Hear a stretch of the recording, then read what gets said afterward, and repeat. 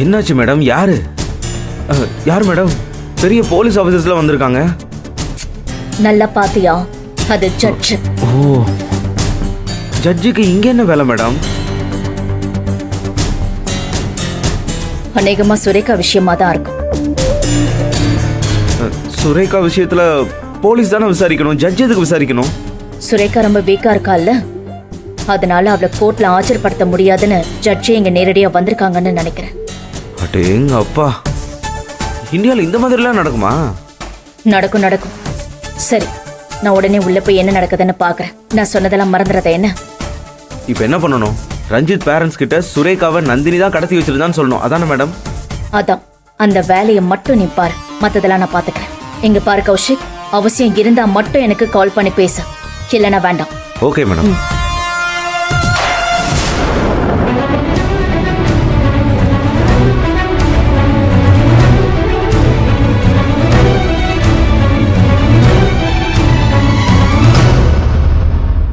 ஒன்னும் ஒரி பண்ணிக்காதீங்க. ஓகே, என்னன்னு பாத்துக்கலாம். Okay madam. என்ன சார், ஏபிஎஸ் கார்பஸை நிறைவேற்றிட்டீங்க போல? Yes your honour. நீங்க ஆர்டர் போட்டதுக்கு அப்புறமா 4 தனிப்படை போட்டு சிட்டி முழுக்க தேடணும்.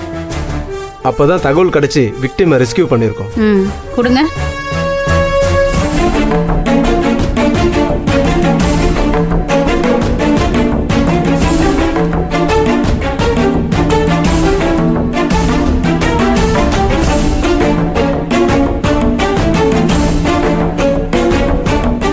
ஒரு இன்ஃபார்மர் கிட்ட இருந்து தகவல் வந்துச்சு மேடம்.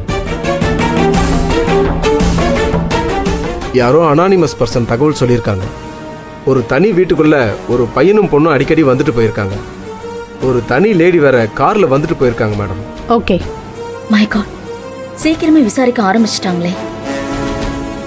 மேடம், அவங்களோட நடமாட்டம் சந்தேகத்துக்குரியதா இருந்ததா சொல்றாங்க. நாங்க இமிடியேட்டா அந்த வீட்டை சரௌண்ட் பண்ணி சர்ச் பண்ணோம் யுவர் ஆனர். அங்கதான் விக்டிமை கட்டி போட்டிருந்தாங்க யுவர் ஆனர். விக்டிம் கிட்ட வாக்குமூலம் வாங்கியாச்சா? No your honour. அவங்கள செடேட் பண்ணி வச்சிருக்காங்க. அவங்க பேசுற நிலைமைக்கு வந்ததுக்கு அப்புறம் வாக்குமூலம் வாங்கலான்னு இருக்கோம். அப்படியா? விக்டிமோட கண்டிஷனை நான் பார்க்கணுமே, எங்க வச்சிருக்காங்க? டாக்டர் சொல்லுங்க. வணக்கம் மேடம். மேடம், பேஷண்ட் இன்னும் ஐசியூல தான் இருக்காங்க. அவங்க கரண்ட் ஸ்டேட்டஸ் பத்தி எனக்கு தெரியணும், பார்க்கலாமா? பார்க்கலாம் மேடம். வாங்க போலாம். நீங்க இங்கே வெயிட் பண்ணுங்க.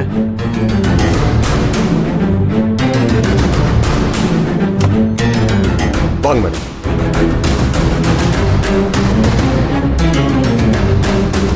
இப்போ எப்படி இருக்காங்க? பல்ஸ் எல்லாம் நார்மல் ஆயிடுச்சு மேடம். ஆக்சிஜன் லெவலும் நார்மலா தான் இருக்கு. அநேகமா இப்போ கான்சியஸ் வந்துரும்னு நினைக்கிறேன். இன்னும் முழிக்கலையே. நான் ட்ரை பண்றேன் மேடம். மேடம் மேடம் மேடம் மா மா நீங்க மேடம், நாங்க பேசுறது கேக்குதா? கொஞ்சம் கண்ணை திறந்து பாருங்க.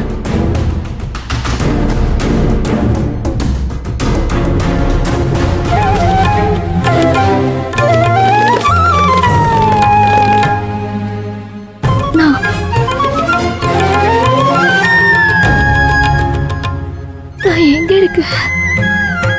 ஜெயில இருக்கனா?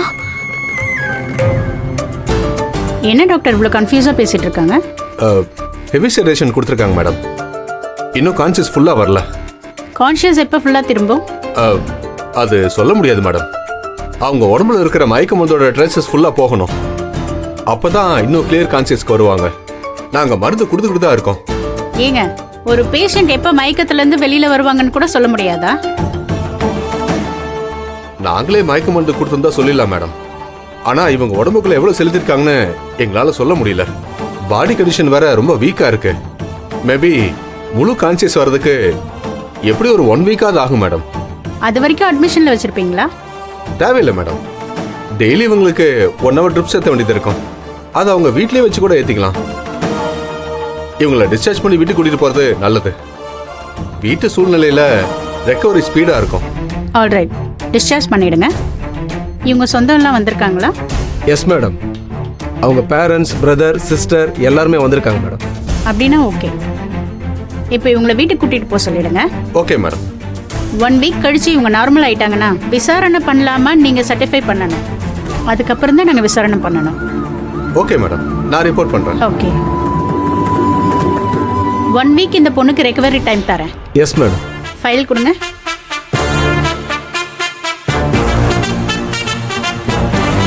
ஹலோ,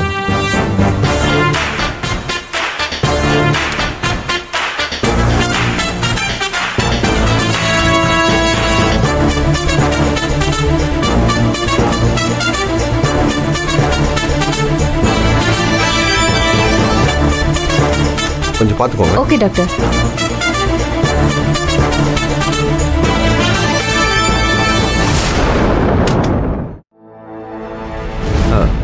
அங்கிள் ஒரு நிமிஷம். நான் அப்புறமா நீங்க என்ன phone எங்க இருக்கீங்க? பண்றேன். சும்மாதான். ஆமா, என்னாச்சு கௌஷிக், இன்னைக்கு நீ சீக்கிரம் வந்துட்ட? முதல்ல அந்த வீட்டு சுச்சுவேஷனை குழப்பி விடணும். அதுக்கு இவங்களை யூஸ் பண்ணுவோம். என்னாச்சு கௌஷிக்? உன் முகமே ஒரு மாதிரியா இருக்கு. ஏதாவது பிரச்சனையா? இல்லை அங்கிள், முக்கியமான விஷயம். அதை நேரில் சொல்லலான்னு தான் வந்தேன். அப்படி என்னப்பா விஷயம்? அந்த சுரேகா இருக்காள் ஆண்டி, நம்ம ஹரிதா கூடவே காணாம போனாலே, அவ கிடைச்சிட்டா. ஹேய், கிடைச்சிட்டாளா? எங்கப்பா இருக்கா? இப்போதைக்கு ஏஆர் ஹாஸ்பிட்டல்ல அட்மிட் பண்ணியிருக்கிறதா சொல்றாங்க. சுரேகா மட்டும் எப்படி கிடைச்சா? எங்க இருந்தா எப்படி கண்டுபிடிச்சாங்க? அதெல்லாம் எனக்கு தெரியாது ஆண்டி. ஆனா எப்படியோ போலீஸ்க்கு ப்ரெஷர் கொடுத்து கோர்ட்ல பெட்டிஷன்லாம் போட்டு கண்டுபிடிச்சிட்டாங்கன்னு நினைக்கிறேன். இப்போ அவ ஏஆர் ஹாஸ்பிட்டல்ல தான் அட்மிட் ஆயிருக்கா. அவ்வளவுதான் எனக்கு தெரியும். ஏங்க, என்னங்க இது? அந்த சுந்தரவள்ளி இப்படி அநியாயம் பண்ணிருக்கா? ஏமா, நம்ம சுரேகா கிடைச்சிருக்கா. இதுல என்னமா அநியாயம் இருக்கு? அது எப்படிங்க? இவ கூட தானே நம்ம பொண்ணு காணாம போனா. அவ மட்டும் பொண்ணுமா திரும்பி வருவா, ஆனா இவ பொண்ணு மட்டும் உயிரோட வருவாளா? என்னங்க இது அநியாயம்? கமான் ஜோதி, இந்த மாதிரிலாம் பேசாத. இந்த மாதிரி நினைக்கிறது கூட தப்பு. தப்பே இல்ல. ஏன் பொண்ணு தேடுறதுக்கு இவ்வளவு முயற்சி பண்ணால சுந்தரவள்ளி, ஆனா அவ பொண்ணு மட்டும் உயிரோட வீட்டுக்கு கொண்டு வந்திருக்கா.